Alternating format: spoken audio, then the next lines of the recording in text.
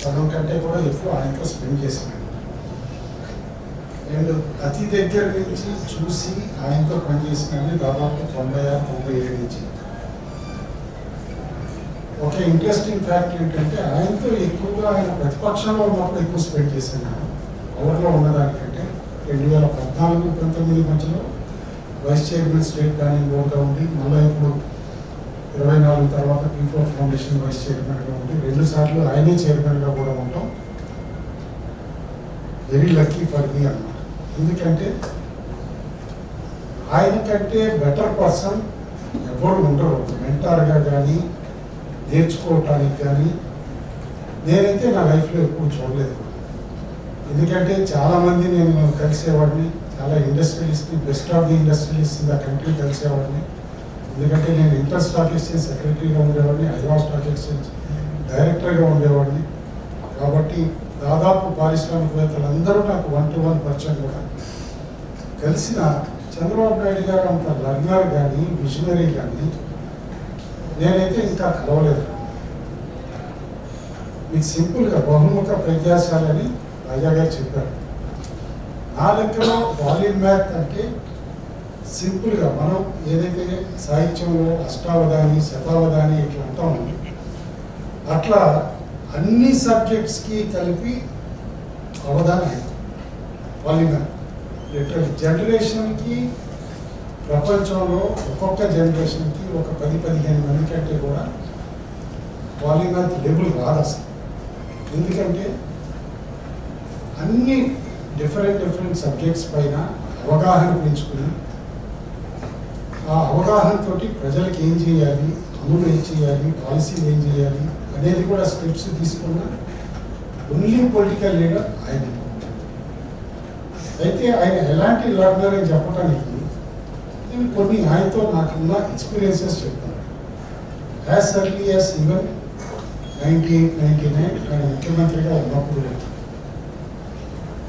నేను అప్పటికే మీడియాలో కాస్త ఎకనామికల్లో నా ఆర్టికల్స్ రావడం, ఎకానమీ పైన నాకు పట్టు ఉంటుంది. ఆయన కూడా ఏమనుకున్నారంటే నేను ఒక చార్టెడ్ అకౌంటెంట్ ఎకానమిస్ట్ అనుకుని చెప్పేసి ఒకసారి ఇంటి దగ్గరగా లంచ్ చేద్దాం కూర్చొని మాట్లాడుతున్నప్పుడు అప్పుడు ఆయన చెప్పారు, సార్ నేను ఇంజనీరింగ్ ఆల్ ఇండియా టాపర్ని, ఇంజనీరింగ్ నుంచి ఈ ఫీల్డ్ వచ్చి క్యాపిటల్ మార్కెట్స్లో పీజీ చేసినండి, ఇప్పుడు లా చేస్తున్నా. ఇంజనీరింగ్ చేసి లా ఎందుకు చేస్తున్నాను అంటే, లేదు sir interest out of passion చేస్తాను అంతే. సరే అల్టిమేట్లీ LLM కంపెనీలో కూడా చేశాను. అయితే అప్పుడు మొదటి ఎక్స్పీరియన్స్ ఆయనతో లంచ్లో వీటికి నేర్చుకునే ఇంట్రెస్ట్ ఉంది అని ఆయన పసిపెట్టారు. ఏంటో ఎవ్రీ టైం యూనియన్ బడ్జెట్ రావటం, యూనియన్ బడ్జెట్ టైంకి ఇంటికి రమ్మన్నాడు. బడ్జెట్కి ఆయన ఇంటికి వెళ్ళేవాడిని. అయిపోగానే నీ అండర్స్టాండింగ్ ఏంటి, నీ రివ్యూ ఏంటి బడ్జెట్కి చెప్పాను. ఇష్యూ నేను పర్టికులర్గా చెప్తాను. అది పవర్లో ఉన్నప్పుడు, పవర్లో లేనప్పుడు. ఒక పర్టికులర్ ఇన్సిడెంట్ 2007లో బడ్జెట్ అయిపోయింది. డీటెయిల్గా నోట్ చెప్పి నేను నోట్ చేసుకుంటాను. సరే నేను చెప్తా ఉన్నాను, పాయింట్ 1 సార్ ఇది, పాయింట్ 2 ఇది, పాయింట్ 3 ఇది, పాయింట్ 4 ఇది ఇట్లా చెప్పుకుంటాను.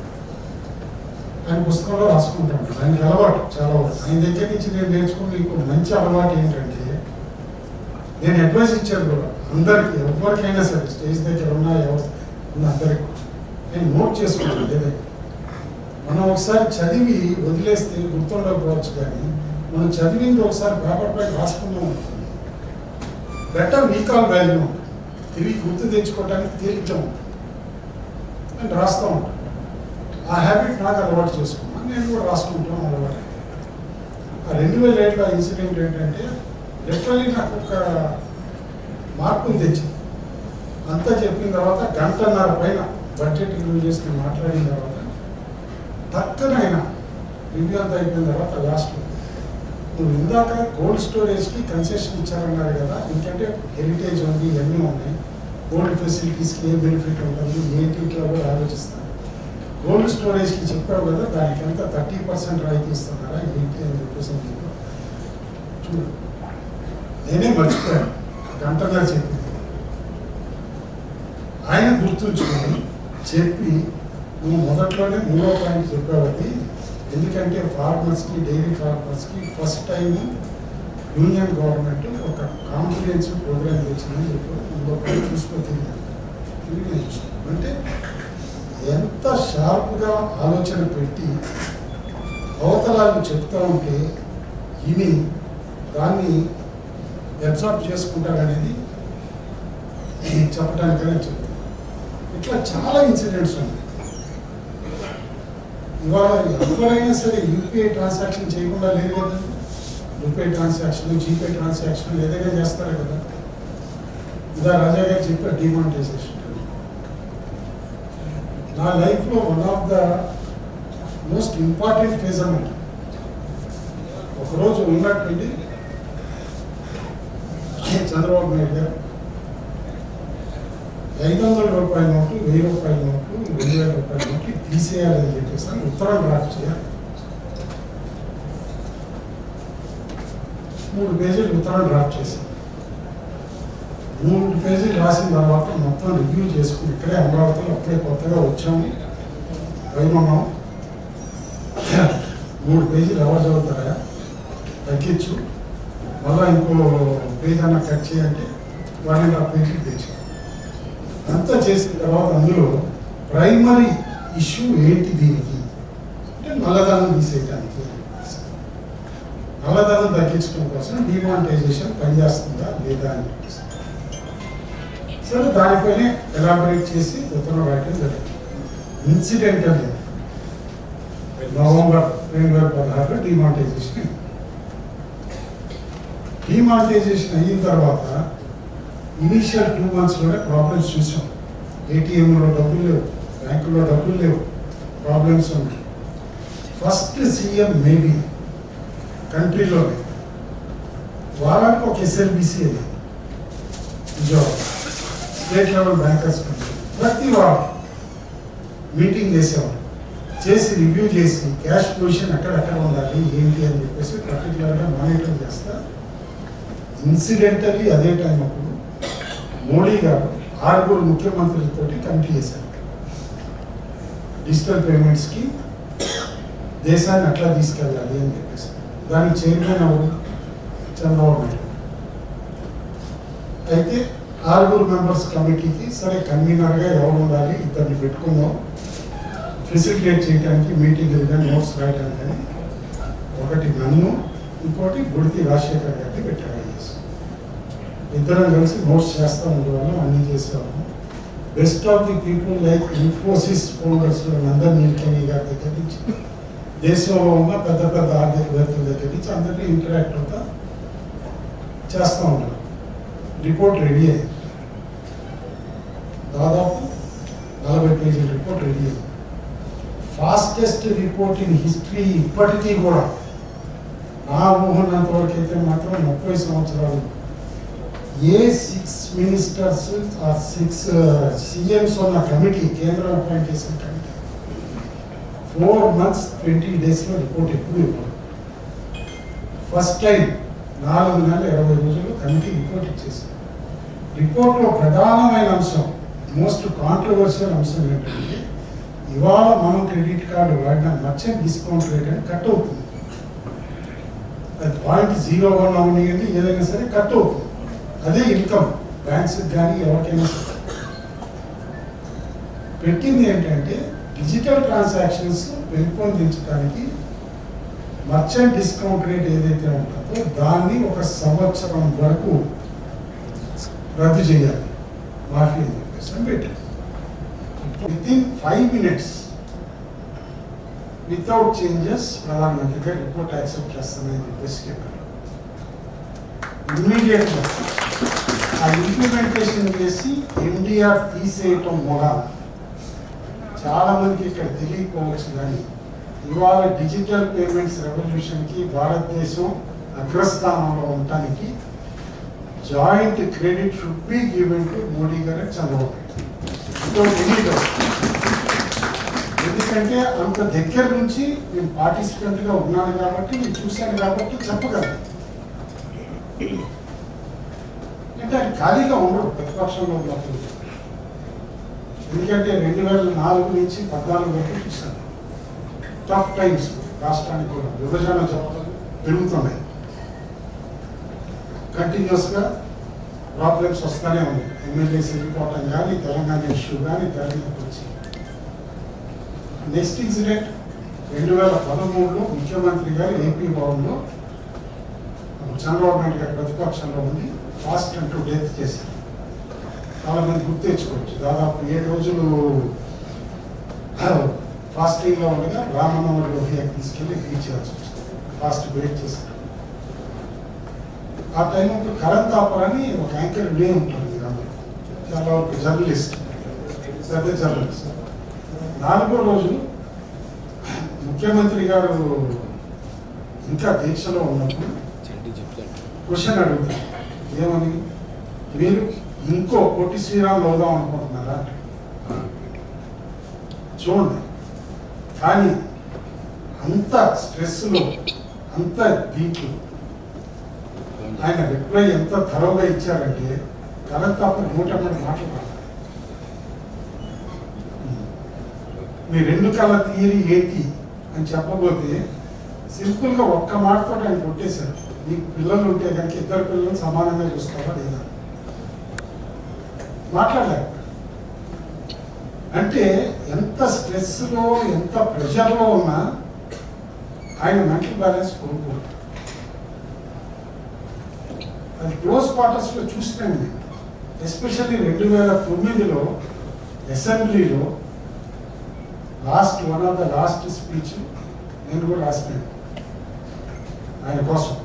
ఆయన నేను కూర్చుని అసెంబ్లీలోనే కూర్చుని 10 సార్లు రివిజన్ చేస్తా.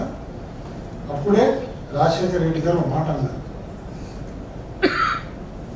నువ్వేంటయ్యా భువనేశ్వర్ గారి పేరు మార్చుకోకుండా నందమూరి భువనేశ్వర్ అని పెట్టుకున్నారు హెరిటేజ్ డైరెక్టర్స్ బోర్డులో, నువ్వు జైలుకి వెళ్తావని భయమేమో అన్నట్టు రాజశేఖర రెడ్డి గారు స్పాంటేనియస్గా మేము ఇచ్చిన నోట్స్ తోటి ముఖ్యమంత్రి గారు కౌంటర్ వేసేపటికి రోసయ్య గారు కూడా బయటకు వచ్చేసి నవ్వుతా భలే చెప్పారు. ఏంటయ్యా అంటే, నువ్వు నీ కొడుకు జైలుకి వెళ్తారని చెప్పేసి నీ కోడలు కూడా ఈసీ భారతీరెడ్డి అని పెట్టుకుంది కానీ వైఎస్ భారతీరెడ్డి పెట్టుకోలేదని చెప్పేసి స్పాంటేనిటీ అన్నమాట ఇమ్మీడియట్. కాబట్టి ఏంటంటే ఒక పక్కన పొలిటికల్ ఇమాజినేషనే కాకుండా, పొలిటికల్ ఇదే కాకుండా, 2వ పక్కన ఎకనామిక్స్ ఉండండి, 3వ పక్కన మామూలు కల్చరల్ యాటిట్యూడ్. కానీ నేనైతే ఎవరు చూడలేదు. విజన్ అంటాను.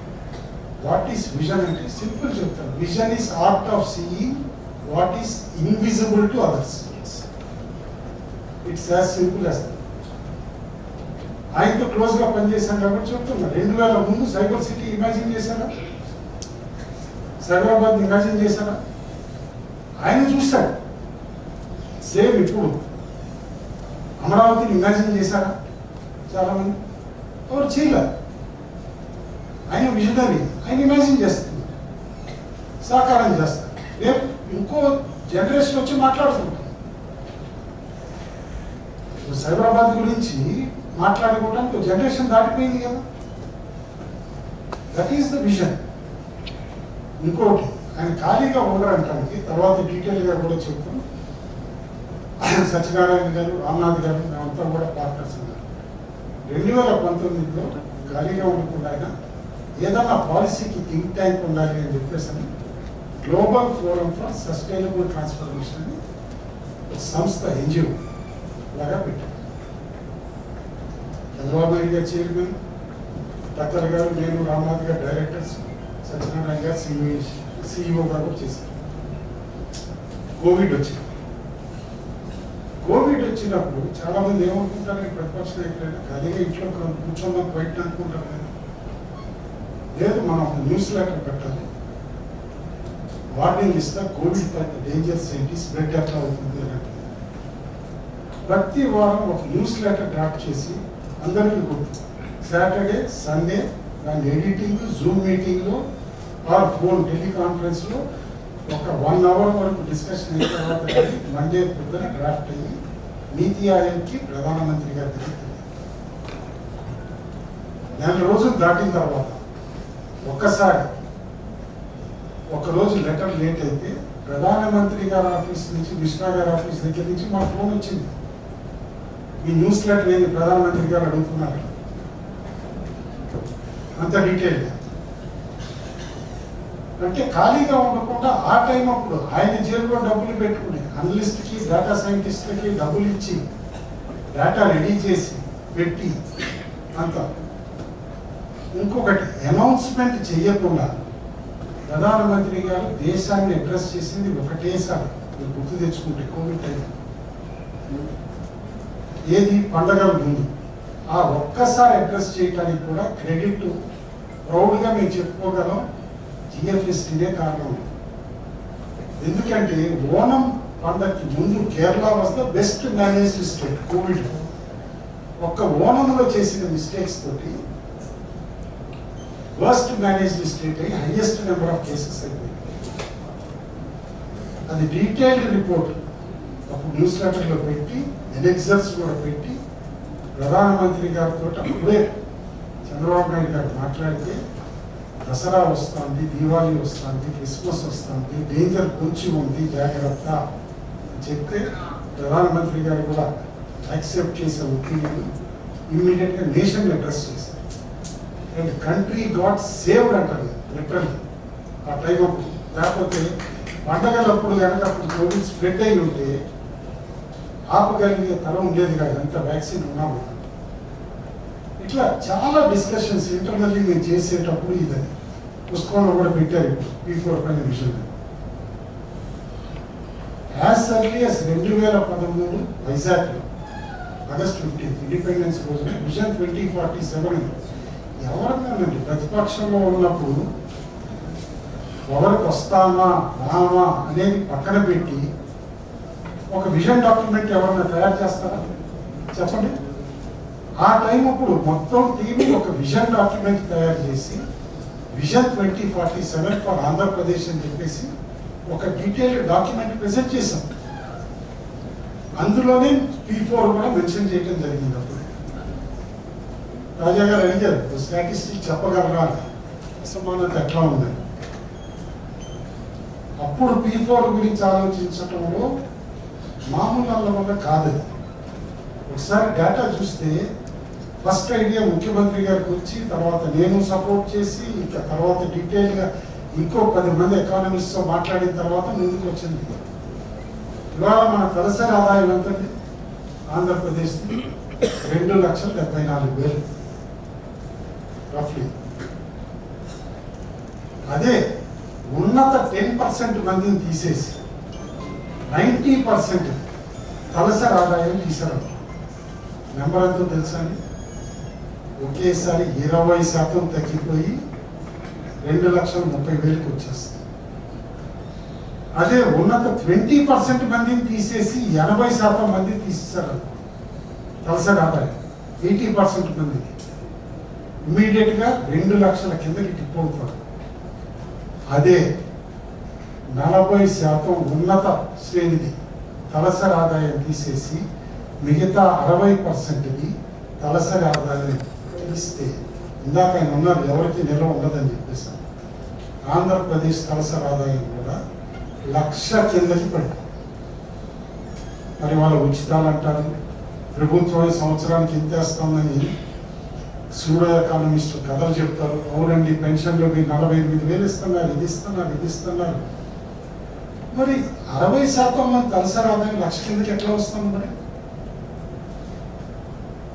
అంటే ఓవరాల్గా డిస్ట్రెస్ ప్రభుత్వ స్కీముల వల్ల తెలియట్లేదు కానీ బట్ అదర్వైజ్ అంత డిస్ట్రెస్ ఉంది, అంత అసమానత ఉంది రాష్ట్రంలో.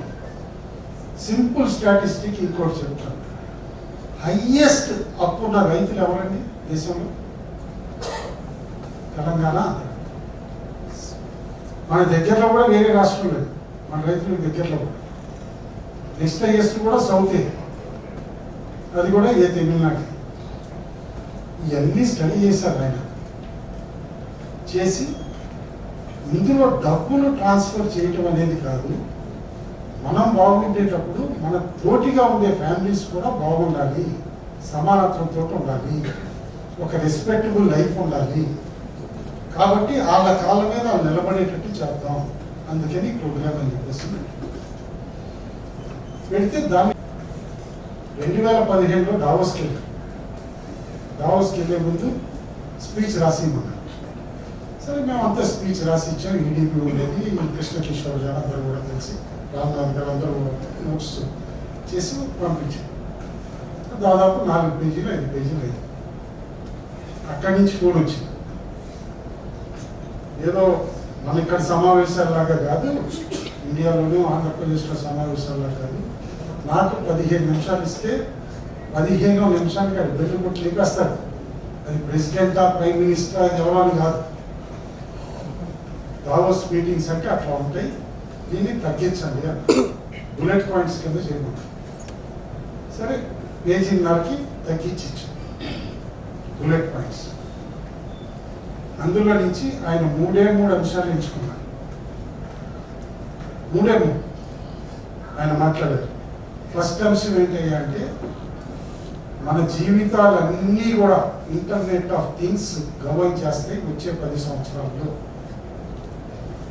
అంటే సెన్సార్లు ఇట్లా స్మార్ట్ ఫోన్లు మన లైఫ్ డిక్టేట్ చేస్తాయి అన్నది 2015లో చెప్పారు చంద్రబాబు నాయుడు గారు. ఇవాళ పరిస్థితి ఏంటి? 2వ పాయింట్ అది అవుతుంది. కాబట్టి క్రూడ్ ఆయిల్ కంటే more important data. Data is the next crude oil of ప్రపంచం. డేటా కంట్రోల్ చేసినాను ప్రపంచాన్ని ఏలతారు అన్నారు. మరి ఇవాళ గూగుల్, అమెజాన్, మెటా ఇయే కదా. ఇవాళ ఇన్స్టాలు కానీ ఫేస్బుక్లు కానీ చూడకుండా ఎవరు లేరు కదా. యూట్యూబ్లు కానీ ప్రపంచాన్ని ఏలుతున్న కంపెనీలు అయ్యే కదా.